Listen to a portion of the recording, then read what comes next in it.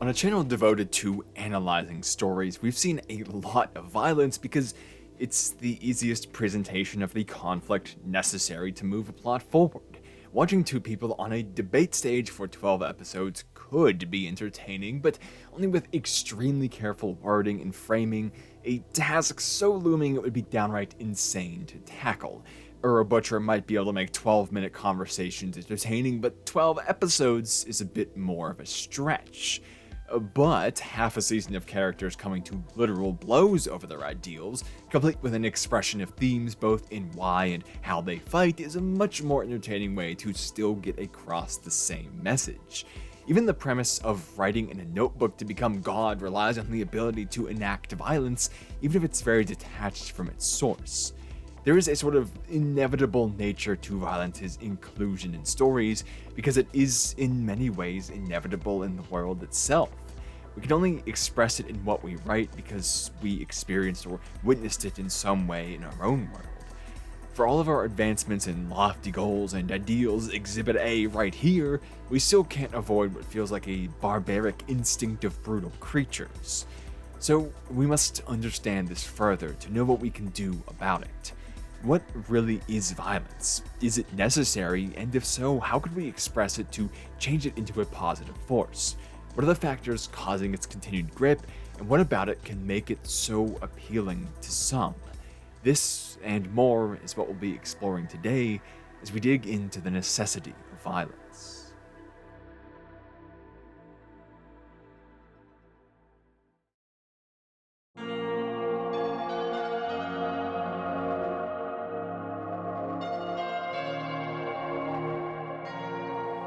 Psychopaths is a very interesting world, one where a supercomputer known as the Sibyl System is able to read human intent before even that human may know what it is. This means that a central authority with these readings can both determine the best life for any given citizen, while also preventing crimes before they occur. While peering into the human soul like that, any and every time in a total surveillance state certainly has some ethical considerations, we do see stellar results from it, in a world where Japan is the only stable country left on Earth. This is a city where one disgruntled man in a mall who hasn't even bothered anyone yet is a cause worth dispatching 2 officers over. Think about that. How much manpower is devoted to something so small? Because any kind of incident is just that rare, it can be easily afforded to send that much manpower. And it's even more mind-blowing when you know that the entirety of their department is comprised of no more than 18 people, since there are 3 divisions of 6 each. 1/8 of their entire force is dispatched to deal with a slightly angry man in a mall.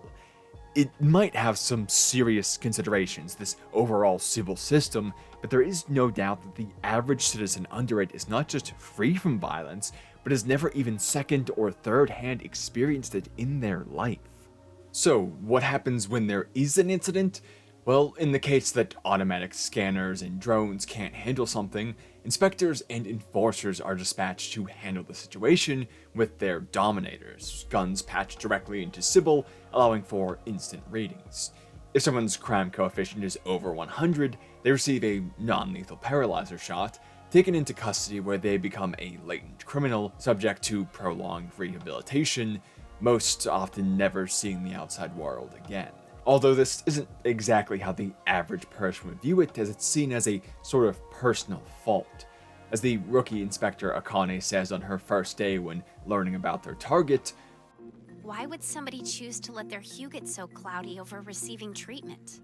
Sibyl is just, and some people are just wrong. However, one of the small ways that they can regain some semblance of freedom is by becoming an enforcer. The inspectors are citizens like anyone else, but the enforcers are latent criminals themselves, allowed out for one purpose. This is a world where thinking like a criminal means being one, so regular citizens are awful at understanding and catching criminals. So detached from it, they simply can't comprehend what's needed. And so they become leash holders instead, encouraged to use the enforcers like dogs, ordering them to do the heavy lifting while they prepare to fill out reports back at the office. throw your subordinates into danger to save yourself, pure citizen. After all, they made the choice to be a criminal and throw away their life, so surely they must be awful people, and if nothing else, this labor is to atone for their actions, right? But in reality, they're some of the most relatable and likable people. Kagure is a fun-loving goof whose room is full of pinball machines he plays with the others after having some drinks and his delicious cooking, and that sounds like the best night you can have. So what was his potential crime?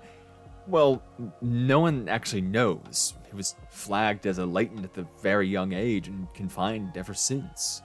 Masaoka is a former detective before the traditional police force was disbanded, and unable to keep up with the modern age, he slowly grew more and more angry with how things had changed, never acting on it, but having enough potential to, he was designated as a threat as well. When he's not on duty, he paints in the soft light of his simple room, and when he is working, he does all he can to take the brunt for the inspectors, one of whom is his son. Yayoi was a musician, but was flagged sometime after falling in with the unauthorized artists. In the boredom of confinement, she grows truly irritable as her requests to take solace in playing music are denied again and again and again until she's bitter over the whole process. We never actually saw what her potential crime was either. And what happens to people like them who aren't enforcers? Well, anyone with a crime coefficient over 300 doesn't get paralyzed, it doesn't get taken to a containment facility.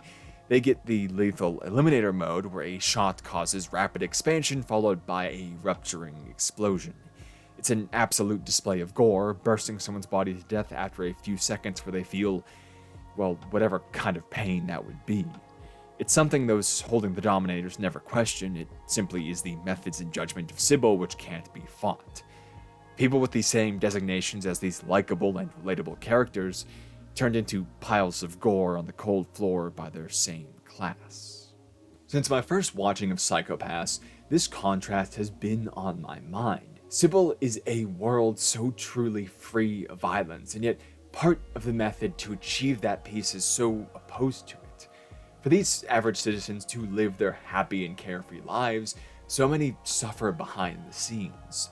They're confined forever, their families moving on to save their own souls, medicated into oblivion, or pushed even further towards the thing they weren't, but were told they were.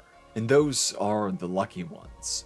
The lethal eliminator is generally reserved for people performing truly horrific, genuinely awful actions, but even then it simply fights violence with ultra-violence. If anyone witnessed the elimination, of course they'd become unstable and be flagged themselves. You can't have anyone but someone who's already a criminal doing this. Inspectors often become enforcers themselves, or at least become latent criminals themselves, because the worst parts of the job are legitimately horror. A select few people are made to witness the violence of an entire society bound into a few seconds. Criminals killing criminals so that the general populace can live on, almost entirely unaware of the gory underbelly responsible for their daily lives. This excessive method of death is not a mistake. It is the concentration and palatization of violence to create a supposedly peaceful society. Now, this idea relies on something else Psycho-Pass delves into, which is the very point of society. I did an entire deep dive into this in some of my favorite videos I've ever produced, so I'll link to them if you want a much bigger picture of this idea and can deal with me looking a lot worse in front of a green screen at the time. But the core of the point of society is something Akane explains in the final episodes when she says, The law doesn't protect people. People protect the law. People have prayed for a better world since the dawn of time, hoped for a better future, sacrificed their own freedoms for its sake. Those feelings, the accumulation of society's feelings, are the law. What this is expressing is the limitation of free will for greater freedom, that is, giving up endless possibility for many guarantees.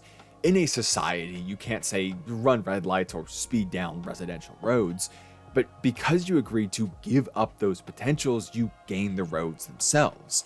A state paves and maintains them and connects them to other across an entire country so that we're able to go where we please, as we please, in relative safety. By discarding a few possibilities, we guarantee ourselves many great things. This is a pact we make in the hopes of a better future, seeking to escape from the cruelty of nature, going from a kill or be killed world to a live and let live world. Without our collective efforts to obey this principle, without our own desires to live these kinds of peaceful lives, there is no society and the law is powerless. Now, the escape from nature is what's really important for us here today. Contrary to how it can often be portrayed, nature is not a kind parent watching over its beloved creations. By its principles, one dies to sustain another, one acquires the limited resources based on physical advantage, and the others die to strengthen a species based on the random whims of mutations and passed on genes. It is an intricately crafted cycle of all these interconnected beings and things, but that doesn't reduce how brutal the actual workings of that cycle are. The romance of giving your body back to the cycle of life would lose its charm if you saw the decaying bodies which do so all around you. I don't believe this is an excuse to do horrible things though. As we've just said, society is an argument to not mimic nature, and so anyone who justifies their behavior with the idea of, well, that's what nature says, is really acting in bad faith, and I felt it was necessary to address that little point here before we moved on. However, this does mean that some level of violence is inherent to the meeting of living things. This is exactly what we join together against. Society does not remove this aspect of life, but simply tempers it and changes its form. Rather than conflicting over resources with weapons, we share enough of these resources for all to survive and meet in spaces of debate to convince others of our vision for how they'll be utilized in the future. We debate which horrific action should be discarded and which should be kept, because the concept of good and evil is dependent on the observer. Everyone on the stage of debate can be believing themselves to be upholding the best intent of society, but reach wildly different conclusions. For example, you can have Akane, who views the stability granted by Sibyl and the people's acceptance of it as important aspects of society, even if she personally disagrees with some of its harshest truths. Or you can have Shogo Makishima, who believes that free will is the soul of a human being, and as such desires a lesser extent of this limitation society offers. And both of these people will be acting in accordance with what they believe is good against what they believe is evil. This is the constant state of tension which defines the interaction of human beings. Since we are banded together against violence, we are held together by what we decide the base violence is expressed in and create laws against. So what Sibyl has done is not rid the world of violence, since that is impossible, but has simply made the violence so concentrated it is almost invisible. It has taken anyone who made dissent and labeled them as criminals to protect the idea of a peaceful society, leaving only the people who either think the same or have learned to think the same, and forcing the ones who don't to capture and kill ones just like them.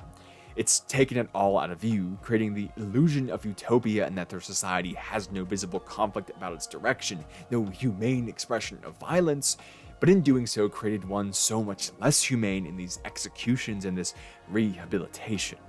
So that many can live unfettered, it turns all the violence on one group and homogenizes the other to an extreme degree so that no conflict will appear there.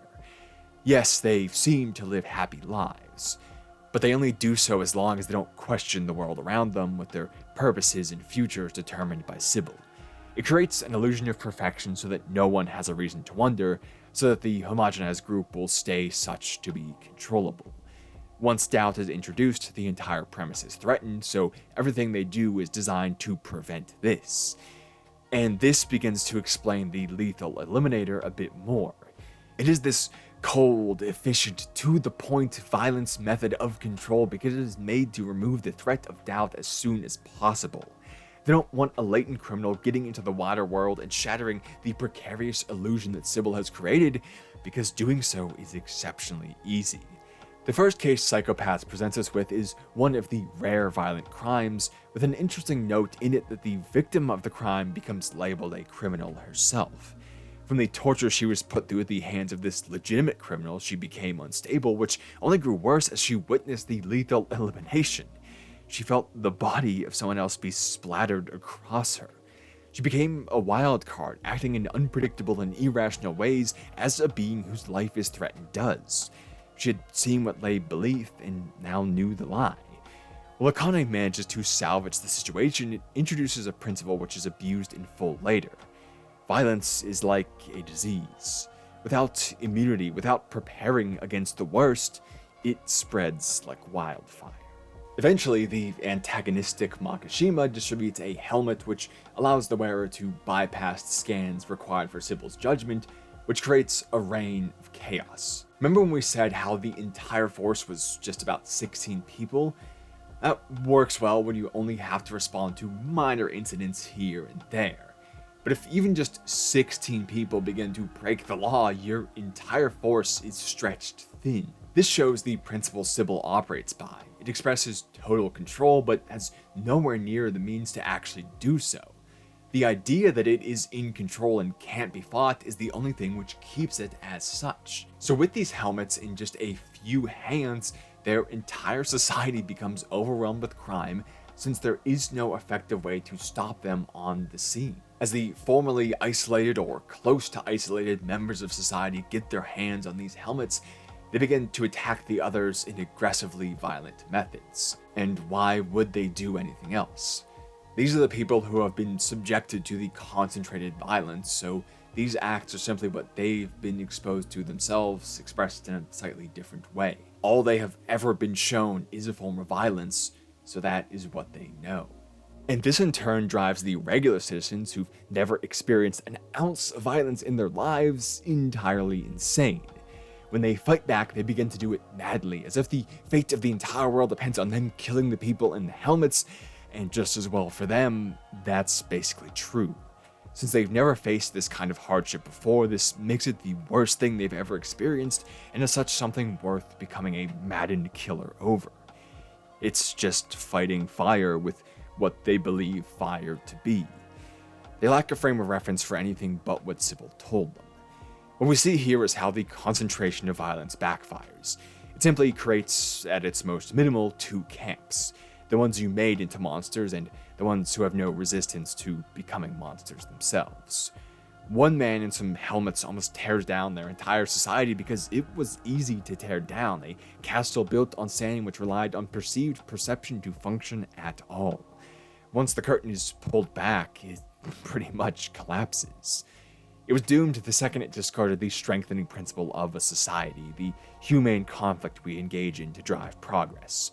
Declaring perfection also means a halt to progress, for progress would simply state that you were never perfect.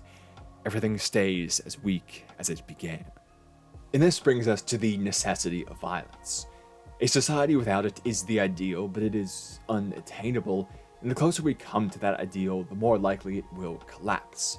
How do we balance these factors to respect the collective hopes and dreams for a better world? One possibility is what we discarded in the transition to Sibyl. There's a minor character whose story is told by Shogo Makishima later on, who is Roichi Oryo. He was an artist who used violent motifs with the human body for the purpose of allowing the observer to question the darkness within their heart, the base violence implanted by nature. By confronting it and the fears associated with it, he believed we could come to terms with it and control it, becoming the kind of people who were prepared for a better society.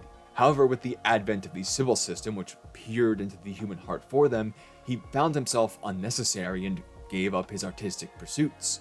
However, facing the stress of losing his purpose, he becomes progressively more and more medicated against stress to prevent a latent criminal status, to the point that he's simply a shell, awake but unable to feel anything. Ironically, what Roichi dies from is the lack of exposure to a necessary evil. While stress is not generally a positive thing, believe me, I know that, it is felt for a reason. Without it, we would have no reason to act against that which is unhealthy for us, nothing to drive us through the important times. It is a part of us which can easily become unhealthy, but if controlled, is not just good, but necessary for a better world. You kind of want the people who are pushing for positive change to feel a little bit of stress to get it done because it's something pretty important. You don't want them to just go about it lazily thinking, I'll get to it when I get to it. It is akin to violence, a dark necessity. Without conflict, there is no way to develop a fair world. There is no way for a society to grow at all because there will be no force pushing growth. A society which is free of all conflict is a society which is already dead, simply waiting for its collapse. Too much of it, or an expression of it in an inhumane way, is of course bad, but we must be aware that such things are the origins of all life, and if we are not prepared to deal with that, we will fall to it. We can never be rid of violence. We can never reliably remove it all from our view. All we can do is peer into our own hearts and understand it, express it in our modern and humane ways. When we debate good and evil, our visions for the future, and what is important to our lives now, we exercise everything which is needed to save the present. Only the energy of those negative forces, directed well, can drive true progress.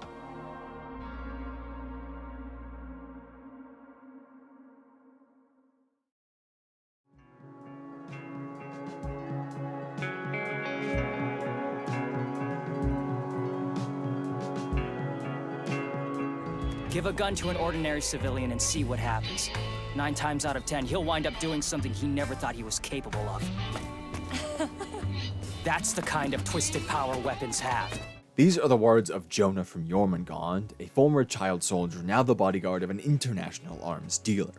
He was made into a child soldier because his home was attacked by its enemies once they received the bigger, more powerful weapons to efficiently kill their enemies without risk to themselves. From high up in a squad of new fighter jets, they blanketed the area below with death. This leads the orphan Jonah to wind up on the military bases of a war-torn area, where he sees two kinds of people: the vicious soldiers with guns, and the kind orphans without them, both in contrast to himself, one of the latter who became one of the former once a weapon was placed in his hand. It makes sense why he believes in this statement. The people with weapons are the awful ones, driven to evil by them as he was. But Koko, the arms dealer he protects despite hating all weapons and people who use them, refutes his point with a little quiz. She asks him what group owns the most of the world's guns, to which he replies, of course the military does. But he's wrong. As she continues, Civilians. Yep, 60% of all the guns in the world are owned by ordinary citizens. official militaries makes up most of the remainder, and unofficial armies the tiny fraction that's left. And this is an anime from 2012, since then the figures have changed. Now 83% of the world's small arms, that is, portable firearms, anything a person can carry, are in civilian hands. Every single day, guns are placed in the hands of people just like you and me. They're accessible anywhere at any time. The glove box of the car next to you probably has a gun in it. The shop 20 minutes down the road can get you one within a couple days, if not the very same day. And any bag, any pocket can be holding a little bit of awaiting death. While most of the anime focuses on the large-scale arms trade, so militaries or military-likes, one of the early arcs features an assassin duo going by Orchestra, Shiso and Shinatsu, who are just regular people purchasing the most insane weapons they can. To them, it's like a form of art, the sound of gunfire, a music more valuable than the lives lost in it. Shiso was, as far as we know before the original founding of Orchestra, just a regular man, not ex-military or police or mafia like most of the others. We have no idea what happened to make him this way, but we know what happened for his partner. She was a survivor from one of his previous attacks, witness to the horror breaking her, and then she joined in herself because she had nothing left. Whatever made him evil, we don't know. But we witness the only way that it's able to affect someone else, that it's able to duplicate itself, how it's able to ruin other lives, and that's down to one thing: the commodification of violence, the weapons he can acquire. There is some truth between Jonah and Koko's statements. Are they technically the source of evil itself, like Jonah believes? No, sitting alone unhandled they are nothing at all. Like any human tool, their morality is only in the hands wielding it. A hammer can be a weapon just as much as it can push a nail into a board. There are complex factors at play in society, behind the scenes of human happenings that creates little bits of evil in our lives, and occasionally those fester and grow into something awful. People bicker and argue and fight because of these. They come to blows when they find their words incapable of expressing the negative emotions they feel, and sometimes a tool is right there to make that expression easier. From the dawn of humanity, this is a fact we've dealt with. As we covered it in Psychopaths, there is a tension inherent to the bonding of human spirits. But where Jonah is right is the unexpectedness of it all. These weapons amplify what one can do. They magnify the bits of evil within people and allow it to become so deadly. The ease and accessibility of weapons, a literal commodification of violence, is just that. It makes it something easy to trade. One doesn't have to become strong to enforce their will against another. They can just get a weapon and do it. One doesn't have to take the time to calm down while they search for another solution to their ills. They have one in their pocket that is quick and easy. They cut out the middleman of time and pleasantry. They remove the barriers against destructive deeds. They are against the point of society itself. We are supposed to limit the potential for evil for a better collective future, and these things amplify it. Of course, also in that statement is the truth that we should address the issues which cause people to feel so negatively. The root causes of evil are something we all agree on defeating. But that does not in any way invalidate a stemming of the tide when we work on such a complex issue. Imagine your house burning down, and when the firefighters arrive, they say, "Wow, we should really get to work on teaching fire prevention, shouldn't we?" And then they just leave the scene to work on that instead. When we see something which is so clearly negative continue to flow throughout our supposedly peaceful worlds, of course we have to wonder why. Just as there are roots to human conflict, there are roots to the commodification of that conflict. Why is evil not only allowed, but promoted so heavily? Well, the answer is obvious. It's extremely profitable. Koko is worth billions of dollars as someone probably just as old as you are, because weapons are one goddamn cash cow of a market. Little complex machines to disperse death, missiles full of intricate sensors and tech all destroyed on impact, millions of dollars put into avoiding radars and dropping bombs from above. None of this is cheap, and people will pay that top dollar for it. Koko points this out by referencing the UN's Millennium Development Goals, specifically numbers 2 and 4, focused on achieving universal primary education and decreasing the child mortality rate. As she explains, These goals alone will cost a projected $220 billion, far less than the amount spent annually on weapons worldwide. but the idea that conflict is profitable is common knowledge, and I have no interest in repeating what you already know. So let's look deeper then. If profits cause more conflict, what's one step back from that? What causes that profitable nature to persist? There is always a layer before the one we observe.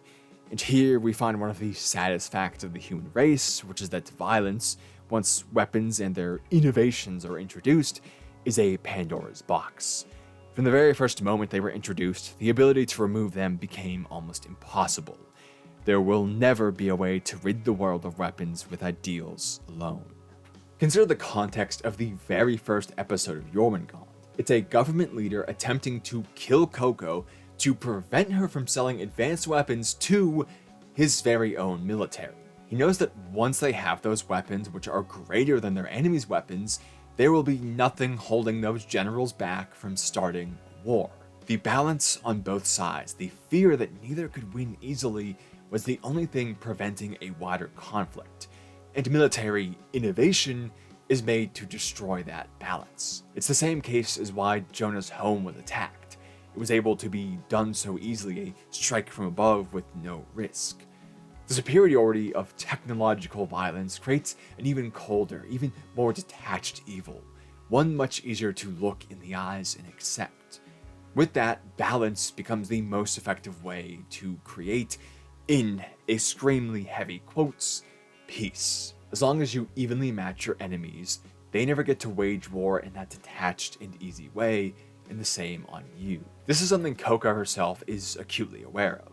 One of her plans to get ahead of a rival arms dealer who is starting to best her is to not sell to the same clients, but first to their enemies. By providing the people they are at war with, or could be at war with, different or better weapons, she changes what those countries then need to buy. If your Warhawk neighbors just got a new shipment of fighter jets, well, you don't need rifles anymore, you need anti-aircraft weapons or your own fighter jets or whatever you think would keep that balance, and you need them right now to maintain it. Suddenly, everyone backs out of the deals with her rival, and runs back to Koko, who conveniently has everything they need ready for them right now. Arms dealers don't just start or inflame conflict. Sometimes they prolong the stalemates. Koko's brother Kasper, sitting in the same profession as her, expresses it as such. We start wars when it's convenient, and when it's not, we maintain the peace. Sorry that I was the one reading that, and it wasn't in his voice, but for the life of me, I somehow couldn't find exactly where the quote was said in the anime, so it's something along those lines. Not exactly that, but same exact idea, I just couldn't find exactly where it was, very frustratingly somehow. If one side wipes the other off a map in conflict, then, well, the conflict is over and the trade stops. All wars will eventually end. Attrition will always get the best of human bodies, spirits, and inventions alike.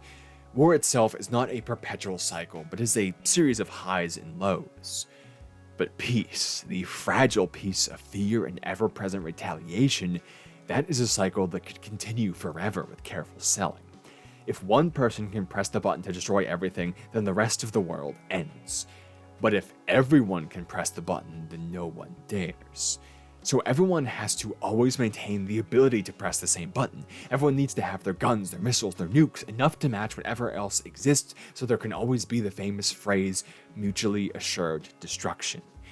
The ideal state for an arms dealer is to keep the world always on the brink of ending, with a desperate and peaceful need for the latest and greatest means of violence. This is why I call it a Pandora's box. Once one person opens it, the others have to catch up or be greater, which means the first has to do the same, so the others have to follow suit, and as long as there is a new form of violence to hawk, this never ends. The potential for violence becomes a necessity for peace. There's a sense of inevitability to this all, which feels so crushing. A horrible thing creating all this opportunity for evil, which is so profitable. It will never be given up by those who have it, and good people will never want it. We do see some good people in Jormungand, like the outspoken Doctors for Humanity, who Koko smuggles into a country whose military leader refused their aid. If they're found out, it's more than likely they'll be killed, and yet they still pile into the cramped cargo hold of an arms dealer's plane and head off nonetheless. Without ever lowering themselves to the methods or profiteering of war, they fight against it to do something genuinely and undeniably good.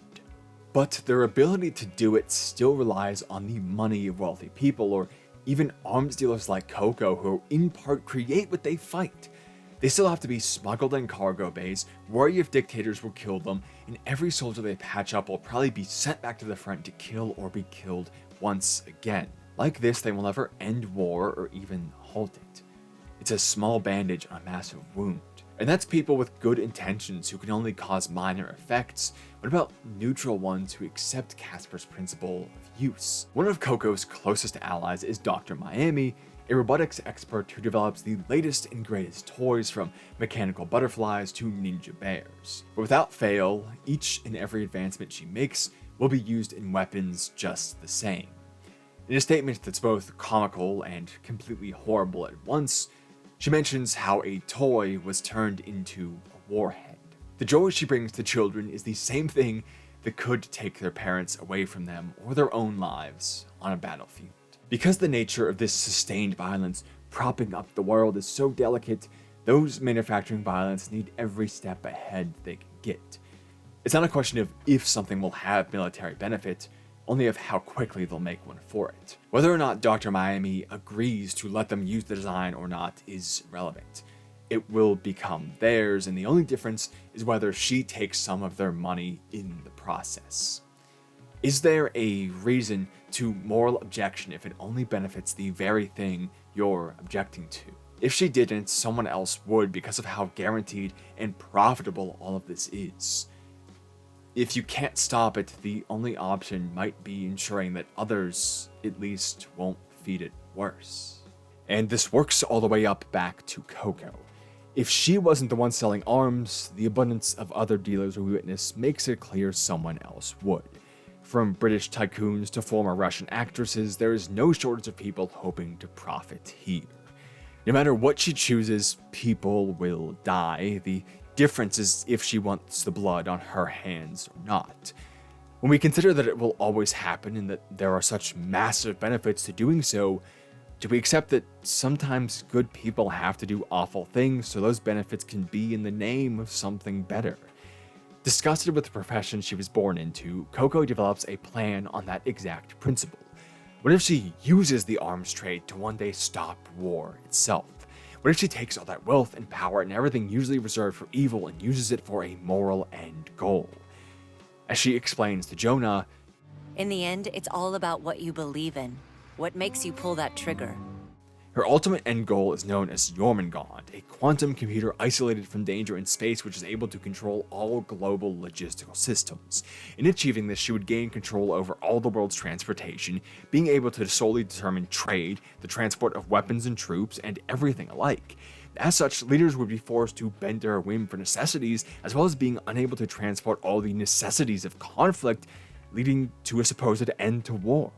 What Koko has done up to that point is horrid, and this plan going into action would also lead to the deaths of all people currently in air transit, a figure of some 700,000 lives. But how many more would die in the wars she goes on to prevent? If evil must occur, if evil must profit, do we accept putting that profit into better hands? Do we play the game of evil to mitigate it? Everything inside of me wants to say no, but we must remember that this is an open Pandora's box. We're not trying to keep a pristine world clean, we are desperately attempting to clean up the mistakes of the past to just be able to survive. There is no ideal solution, and the crippling issues we face demand swift, immediate actions, not the slow objection of ideals. In their world, everything quickly spirals into World War III, with nations fighting over not just the usual resources, but also clean water and everything else under the sun. Things kept getting worse, dealers kept selling, leaders kept sending other men to die, and everyone profited their way into the end of the world. To fight such a great evil, you need an equivalent weapon. You might need the power of evil to destroy it. But Kasper has his own take on this plan, as we never actually see Jormungand take effect. When Koko explains it to him, he appears unfazed, and replies back in part with the chilling words, Do you really believe our world will ever be free of weapons, Koko? You could rid the world of iron and I'd sell wooden clubs. There is always a bigger stick. Before we had jets, we had rifles. Before we had rifles, we had swords. Before we had swords, we had rocks and sticks and clubs. Ever since the first person sharpened a stick into a spear, we've unleashed the necessity for mutual destruction. As we open this section on Jormungand with, violence is not a result of weapons, even if it amplifies it to such an extreme degree. A lack of weapons doesn't mean no expression of violence. It just means there's a more visceral but smaller scale expression of it. Instead of being obliterated by drones oceans away, you're beaten by a club 0 inches away. Once again reaching a depressing necessity, it feels like defeat. Is there really no way to stop the base factors that motivate the opening of violence's box? We know from our discussion on psychopaths that violence is a necessity, that it can be expressed well, but with all these weapons out there, with all this violence that has so much more power, could we ever actually reach that humane conflict entirely? I'm not sure. I don't know if one day we could solve the issue of conflict physical expression or not. Nature is not kind, and so our base conditions are against that quest. But all of this is no excuse to not mitigate it. For how much more efficient the slippery slope of war has become, we have also risen above nature in many ways. Many of us make the active choice to abstain not just from violence against other humans, but even against animals entirely. We spend hours debating the course of the future rather than forcing what we want. Even when we buy weapons, we spend time debating whether we should or should not, who we should send them to, how much they should cost, all of those things. We build our cities and towns not to prevent invasion, but to welcome life. Right now, we might not be able to stop a few clubs from striking down here and there, but we can sure as hell work to prevent the worst of it, and much more with enough effort. If it is a guarantee, create benefits from it however you can. If evil must occur, use its power against itself.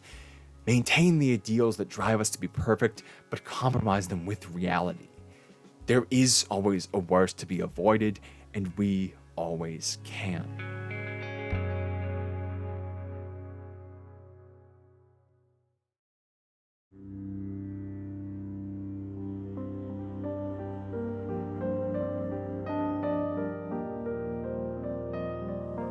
We mentioned the brutality of primitive war lightly in the last section, but simply witnessing Vinland Saga makes a much better presentation against it than I ever could. Featuring Turn of the Millennium Vikings, things we hate to even imagine today are commonplace for them.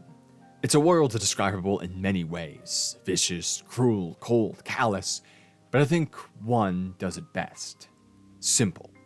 The guiding principle of this world is simplicity. I say this because violence is the simple answer. The reasons behind it can be very complex, and Vinland Saga shows this. The king of Denmark, Sven, uses an invasion of Wales, the home of his son Knut's most valued advisor, as a bargaining chip to try and get that advisor to turn on his son, because that son is actually out to kill the king because the king is pretty evil, but he can't outright do so obviously, so he relies on setting up false assassination attempts to pin on the king while feeding him false information from secret meetings since they know that one of their inner circle is a spy. The political realm of even the Viking world has quite a lot to take in. The solutions reached through conversation and debate will always have a lot of complexity to them. That's part of why we had the discussions of our previous sections at all, why weapons are needed, and why Psychopaths was about simplifying society, because the opposite is complex. And that's why violence can be such a guarantee. It's simple. This is how that advisor, Askeladd, solves the issues of choosing between Wales or Knut. He chooses both by killing the king and losing his own life in the process. Knut ascends to the throne, calls off the invasion, and goes on to carry Askeladd's ideals.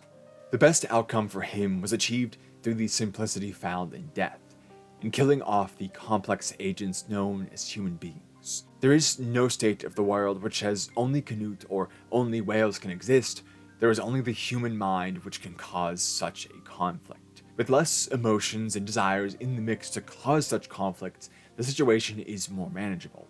At the most basic, this shows the principle that if two men disagree, that's two set of reasons, two set of histories and feelings and relationships, and everything influencing their decisions. But if one kills the other, all those twos become ones. It is simpler to kill. What this does is creates a breed of simple person as well, unquestioning with basic desires. You can't create a city on your own with violence, but you can pillage food and alcohol and slaves on your own, stealing away every pleasure, survival, and wealth and money, and using that last one to get more of the first two. This is what life is for the Vikings. They pillage and kill because to live is to pillage and kill. And this violence has become normalized because its simplicity makes a cycle. The one negotiating is easily cut down by the one with a big axe, and so no one wants to negotiate and everyone wants a big axe. The only way to overcome this is to offer them such an advantage that their pleasure tells them not to kill you. In the first episodes, a dying slave is bought for 8 healthy sheep because the man tracking down his slave didn't want value or negotiation. He wanted to teach a lesson to the others through violence against a runaway. He wanted to rule them all on a basic principle. He found more profit in that than in a bunch of healthy cattle until it reached excessive proportions. And this premise, this mentality then perpetuates things even more, of course, twofold as everyone witnesses someone who's wealthy and well-fed living in a nicer house with everything taken care of, and of course wants to be the same way in envy. When soldiers return home from conquest with full pockets, bounding around the town in drunken celebration, everyone wants to be a soldier. And then the twofold comes in because if everyone is a soldier or a warlord or cruel, you want to negotiate even less because being the kind of person who delays and ponders on the battlefield means death. The ones who survive are the ones most suited to brutality. It all feeds into itself to keep things simple. No one in the world questions it because why would they? They can't. In a simple world which doesn't grow any more complex, there is no room for thought. There is almost no opportunity to be a better person, to escape violence. In fact, the only way someone is able to do this is through already being accustomed to and strengthened against it. Thors, once the most adept of the Yoma's Vikings, is one of the very few we witness choose peace in a world driven by war. And he makes this choice despite being the ideal of everything we discussed that it can bring to someone. He lives a life of status, comfort once the battle is over, assuredly wealthy as well, and he leaves this all behind to live in the cold of Iceland, a harsh cold that never lets up, where constant fires are needed for warmth, where show is snuffled from the roof, where drinkable water is a long walk away, and a careful supply needs careful management. It's a life where each day is a conflict against life itself. It's the exact opposite of the Viking lifestyle, where one makes nothing themselves and instead steals it all. Thors has to learn to build his own house, forge his own utensils, raise his own cattle, many different and varied skills, much more than just knowing how to fight. It is a life which is more complex, which takes in the many factors and wonders and struggles of life rather than hacking away at them to take what someone else had. Instead of the basic life that is short periods of turmoil followed by long stretches of comfort, it is a constant and unending turmoil. It is a respect for what life truly is. So how did a vicious Viking come to this realization? Well, Thors really didn't, but his wife Helga did. When they have their first child and it's a girl, Thors refuses to name it and asks for a boy the next time before preparing to leave for the next conquest. But in what he says is the only time he could remember her angry, Helga firmly insists on one thing. Give her a name. He gives it his mother's name, and in that moment, life itself changes for him. Where he was ready to scoff off this responsibility and get back to the simple life he led, suddenly he now feels responsible for much more complex things, for nurturing life rather than destroying, protecting rather than killing.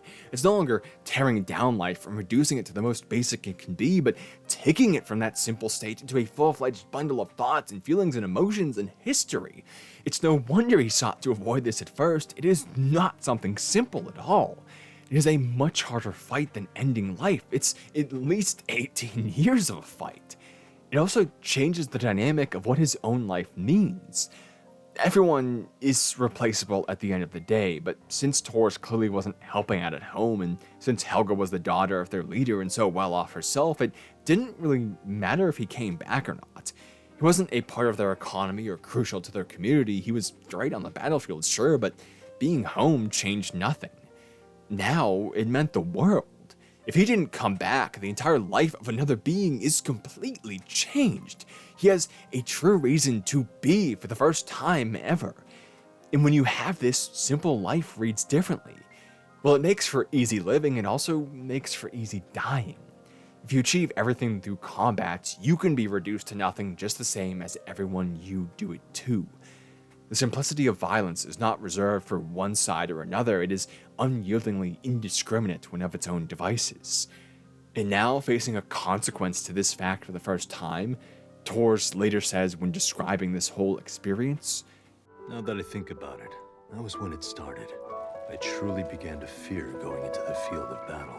One of the uncomfortable parts of complexity is just how difficult it can be to communicate with others. Since we are all, hopefully, very fleshed out and complex characters, everything we take in from others is shaped by our own lens, unlike the simple warriors we witness who all operate on the same few principles. Thor's children share many of his good traits, but each has their own little flaws within that. His daughter Yolva will shovel snow off the roof, but really wishes they had a slave who would do it for her, and his son Thorfinn will walk the long distance for water, but along the way he'll be dreaming of combat.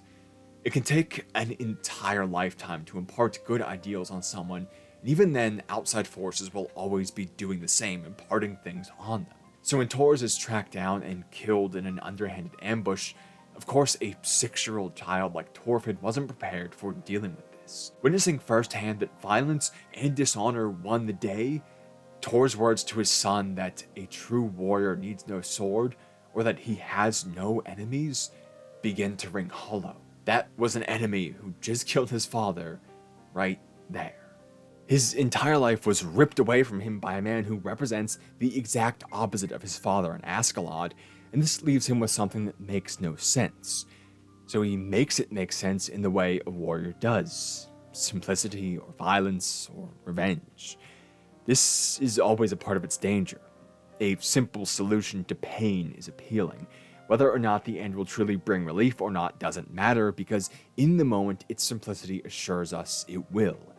A life for life makes sense, right? A simple solution makes for a worse future, but an easier present.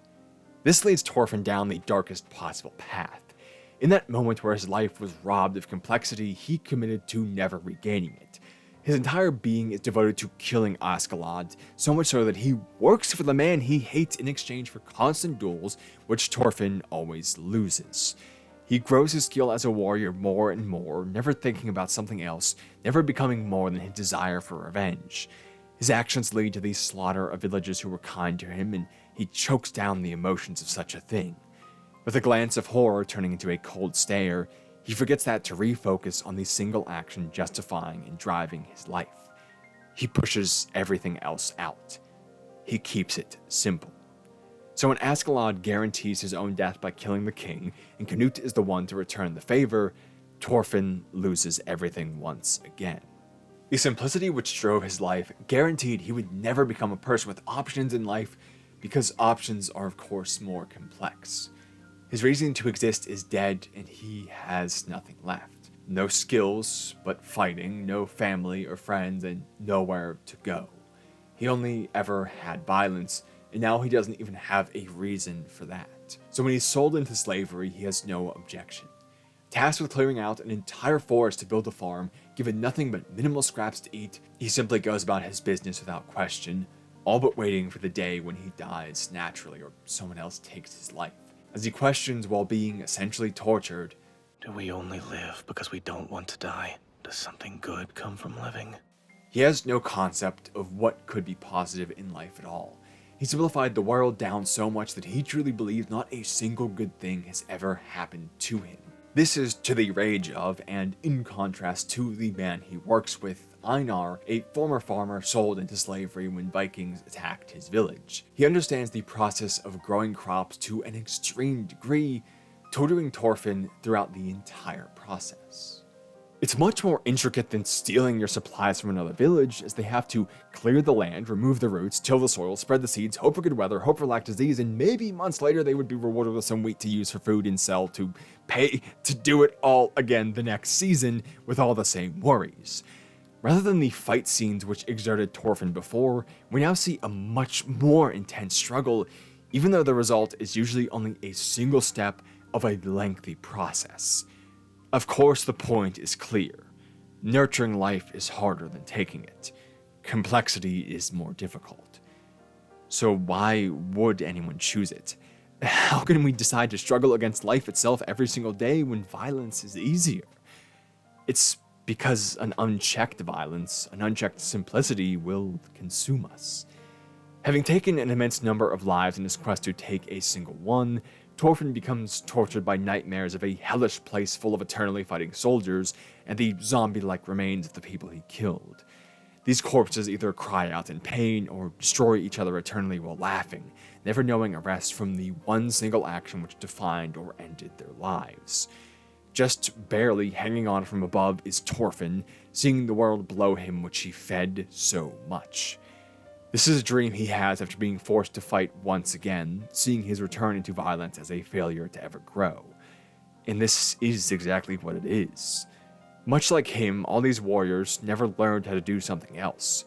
If an afterlife was real, it wouldn't be paradise because it would be full of these kinds of people. It could only ever be hell. As Thorfinn confronts these images of his past, he's compelled by Askeladd to push forward, to do what isn't available to these dead men, to live a better life. Now go! Carry the souls of those you killed with you! Fight to become something beyond a monster! A true warrior! He wakes up and affirms this desire. He never wants to harm another human again. But this isn't an easy task. He's often backed into a corner where he has to choose between letting someone do an evil deed or fight to protect the innocent, and his world is still one which operates on violence. He secures a meeting with the King Canute, but only by taking 100 blows from one of his soldiers without ever fighting back. Violence is not gone whatever he chooses. It is still a necessity. It just means he's at a supreme disadvantage, and it shows on his beaten and bloodied face.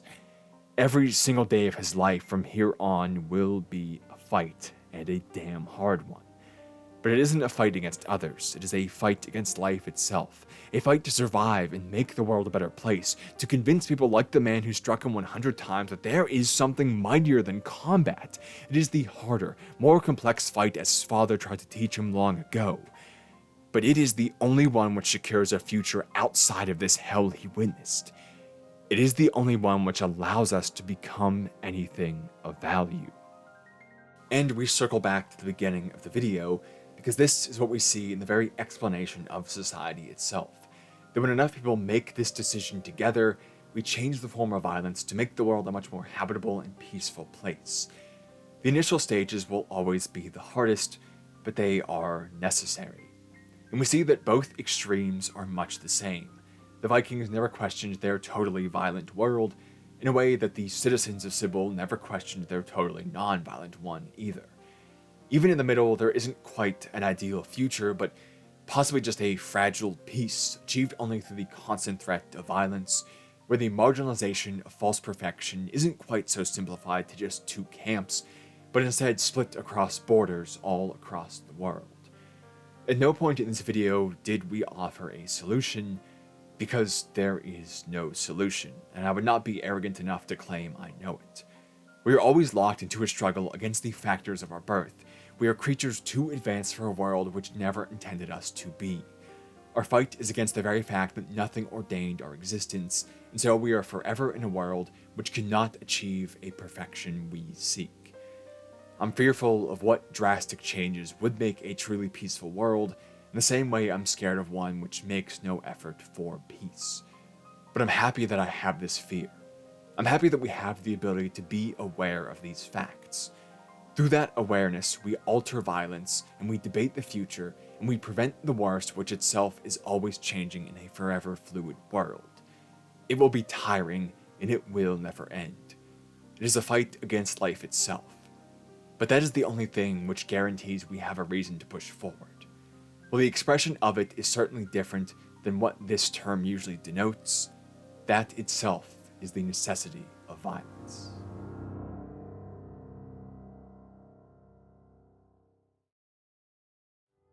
As I'm getting much more used to saying recently, I don't think a bunch of rambling at this video would do any better than the probably hour-long it already is.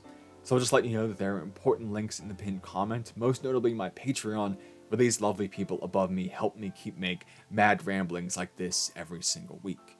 But a big thank you to everyone, of course, for your time, and I hope I'll see you again soon.